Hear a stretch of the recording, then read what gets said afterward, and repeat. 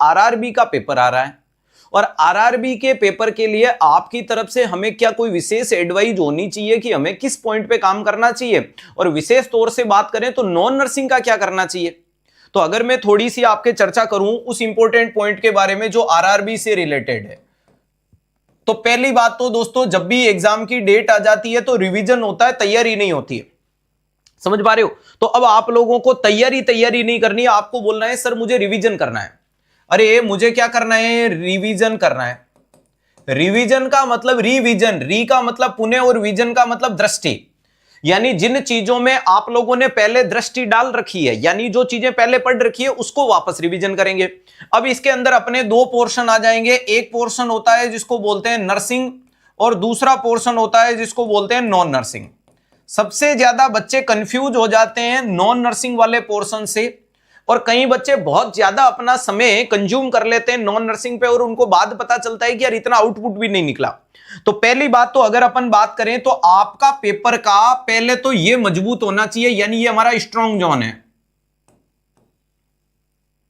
ध्यान रखिएगा, ये हमारा स्ट्रॉन्ग जोन है और जो स्ट्रॉन्ग जोन है उसको और ज्यादा स्ट्रॉन्ग करो, जिससे आपका कॉन्फिडेंस एक अलग लेवल पे बढ़ेगा और सभी लोगों की जो आपस में टक्कर होने वाली है वो टक्कर उसी में होगी। मेरा कहने का मतलब है नर्सिंग ने आज तक तुमने जो नर्सिंग को पढ़ रखा है उसी नर्सिंग को बढ़िया तरीके से रिवीजन करो, ताकि आप नर्सिंग में यह कह सकते हो कि आंख मीच के एग्जामिनर सवाल जहां से डालेगा मैं भिड़ जाऊंगा। तो सर अब नर्सिंग में मुझे क्या करना पड़ेगा? तो प्यारे दोस्तों जो आज तक पढ़ा है उसी चीज को वापस से आप लोग फॉलो करोगे, यानी आपने अगर थ्योरी एक बार पढ़ रखी है तो उस थ्योरी को सुपरफिशियल तरीके से रिवीजन कर दो, यानी टक टक टक टक टक एक बार अखबार की तरह, जिससे वो क्या हो गई? मेमोरेबल हो गई। उसके बाद में दूसरे नंबर पे आपको यहां करना है पीवाईक्यू। पीवाईक्यू का मतलब प्रीवियस ईयर क्वेश्चन प्रैक्टिस, और रेलवे की बढ़िया बात है कि सारे पेपर अवेलेबल हैं, तो बढ़िया ऑथेंटिसिटी के साथ अवेलेबल है, जिससे आपको पता चलेगा। और ध्यान रखिएगा ये पीवाईक्यू आपके हर एक पेपर में लगभग 20 से 25 क्वेश्चन रिपीट करता है।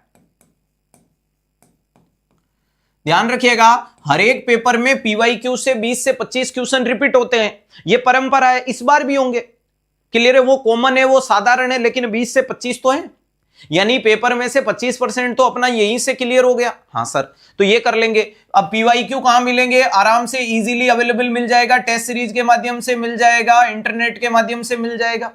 क्लियर है? खूब सारी किताबों से। इसके बाद आपको क्या करना है? जो भी आपके पास में क्वेश्चन प्रैक्टिस के संसाधन है उससे क्वेश्चन प्रैक्टिस करनी है। तो नर्सिंग की मजबूती करने का तरीका यह हो गया। अब क्या होता है कि बच्चे नॉन नर्सिंग को कुछ बच्चे तो इग्नोर कर देते हैं, वो भी गलत है। ऐसा नहीं कि देखेंगे ही नहीं, यह भी गलत है। कुछ बच्चे इतना टाइम दे देते हैं नॉन नर्सिंग को कि वो नर्सिंग नहीं देख पाते हैं। तो आप लोगों को याद यह रखना है कि नॉन नर्सिंग को आपको 1 से 2 घंटा डेली का देना है। आपको डेली का नॉन नर्सिंग को कितना समय देना है? 1 से 2 घंटे, जिससे यह भी हो जाएगा कि हमने ऐसा नहीं कि पढ़ी ही नहीं, और ऐसा भी नहीं है कि हमने बहुत ज्यादा पढ़ ली। अब इसके अंदर क्या करना है? फिर से वही, जो स्ट्रांग है उसको स्ट्रांग बनाओ, स्ट्रांग को और स्ट्रांग बनाओ। ध्यान रखिएगा एग्जाम की डेट डिक्लेयर होने के बाद वीक टॉपिक कभी स्ट्रांग नहीं बन सकते, ये मान के चलिएगा। स्ट्रांग को स्ट्रांग का मतलब है कि अब यहां पर आपकी मैथ्स भी आ जाएगी, यहां आपकी रीजनिंग भी आएगी, यहां जीके जीएस का पोर्शन भी आएगा। अब प्यारे दोस्तों आप लोगों को पता है कि नर्सिंग के विद्यार्थियों को मैथ्स की प्रैक्टिस के लिए, मैथ्स एक ऐसा सब्जेक्ट है जिसको practice man back the perfect वाली चीज है। इसमें लिमिटेड जो टॉपिक जो हर एक एग्जाम में पीवाईक्यू से आपको पता चल गया कि रिपीट हो रहे हैं, पीवाईक्यू से पता चल गया कि जो मैथ्स के टॉपिक रिपीट हो रहे हैं उन टॉपिकों की आप जरूर प्रैक्टिस कर लो। ठीक है? जैसे कि समय दूरी चाल वाला सवाल फिक्स देखने को मिलता है, जैसे कि आपको समय दूरी चाल हो गया, कार्य वाला समय देखने को मिलता है, ये आ जाता है। रेलगाड़ी की चाल जैसे सवाल आ जाते हैं, क्लियर है? ब्याज दर जैसा सवाल आ जाता है। तो कुल मिला के जो मैथ्स के वो टॉपिक जो नर्सिंग में रिपीट होते हैं आप उनको एक बार जरूर देखें। इसके अलावा जो रीजनिंग में जो फिक्स टॉपिक वापस रिपीट होते हैं उस टॉपिकों को रीजनिंग पे फोकस करो। अगर मेरी तरफ से पूछोगे मैथ्स और रीजनिंग में, तो जो चीज अच्छे से आती है वो रीजनिंग है, इजीली आ जाती है आपको, तो रीजनिंग पे काम करो ताकि कॉन्फिडेंस भी बढ़ेगा। और अगर पेपर में रीजनिंग के जो भी सवाल आएंगे वो 100% सही हो जाएंगे। समझ पा रहे हो? तो कुल मिलाकर के ऐसी कंडीशन में, इसके अलावा जो जीके जीएस वाला पोर्शन आता है जीके का मतलब है जनरल नॉलेज, और जनरल नॉलेज की कोई लिमिटेशन नहीं है। तो खुद को थोड़ा ऐसा प्रिपेयर करो कि जो करंट मुद्दे की चीजें उन पे काम करो। अननेसेसरी अपने पास में इतना समय नहीं कि अपन राजा महाराजाओं की सारी कुंडलियां निकाल के पढ़ पाए, सुपरफिशियली पढ़ सकते हैं। बाकी ये कॉमन की भाई स्टैच्यू ऑफ यूनिटी किसे कहते हैं, स्टैच्यू ऑफ लिबर्टी किसे कहते हैं, ये है वो है, संसद है, राज्यसभा है, कितने लोग होते हैं, लोकसभा में कितने होते हैं, एमएलए के अंदर कितनी कंडीशंस है, एमपी में कितने होते हैं, क्या है, ये कुछ कॉमन यानी जिसे जनरल नॉलेज या करंट में क्या क्या चीजें हैं। जैसे कि अभी रिसेंटली बीजेपी के राष्ट्रीय अध्यक्ष चेंज हो गए, जो पहले जेपी नड्डा जी थे, अब उनकी जगह नवीन जी को बना दिया, जो बिहार से देखा है, बिहार से लेकर के आते हैं। इसके अलावा जेपी नड्डा जी आपके हेल्थ मिनिस्टर का कार्यभार पहले संभालते थे, अब वो उनके पास एक हेल्थ मिनिस्टर का कार्यभार रहेगा। तो ऐसी कॉमन चीजें आपने उठा करके देख ली जिससे आप खुद को अपडेट कर लिया। तो मेरा कहने का मतलब है अपने स्ट्रॉन्ग जोन को स्ट्रॉन्ग जोन बनाओ, नर्सिंग को पुरजोर समय दो। इसके अलावा 1 से 2 घंटा नॉन नर्सिंग को समय देना है।